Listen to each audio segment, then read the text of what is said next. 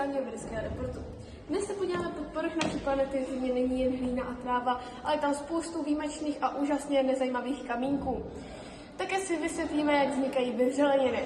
V terénu máme 3 reportéry a jednoho nějakého odborníka. Takže teďka začneme u těch nejzajímavějších a řekneme si, co jsou vyvřeleny. Zdravím do studia. Právě stojím u paty vyhaslé sopky. Vyvřelé horniny vznikají krystalizací magmatu nebo lávy. Pokud magma chladne hluboko pod zemí, vznikají hlubinné vyvřeliny, jako je žula. Ta má velká viditelná zrna. Pokud ale láva vyteče na povrch a stuhne rychle, vznikne třeba čedič. Ten je jemnozrnný, protože krystaly neměly čas vyrůst. To je sice působivé, ale já, mý kamarádi, jsem u řeky, kde vzniká něco úplně jiného. Usazené neboli sedimentární horniny jsou jako kronika země. Vznikají tak, že vítr, voda či led rozruší starší skály na malé kousky, ty se pak vrství na sebe, něco jako sendvič, kde ta spodní vrstva je nejstarší.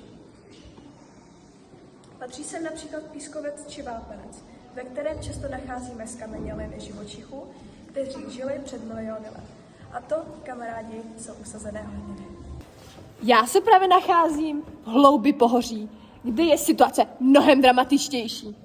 Přeměněné horniny jsou totiž výsledkem obrovského tlaku a vysoké teploty. Když se vyvřelá nebo usazená hornina dostane hluboko do zemské kůry, neroztaví se úplně, ale překrystalizuje. Z vápence se tak stane luxusní mramor a z jílovitých břidlic vzniká filit. Je to v podstatě geologický upgrade za extrémních podmínek. Tímto vám děkuji. A co na to náš odborný poradce? Je důležité si uvědomit, že tyto procesy se neustále opakují v takzvaném koloběhu hornin. Žádný kámen není věčný. Horniny se mohou tavit, drtit i přeměňovat. Celý tento proces můžeme popsat fyzikálními vztahy, kde hraje roli tlak P, teplota T a čas T.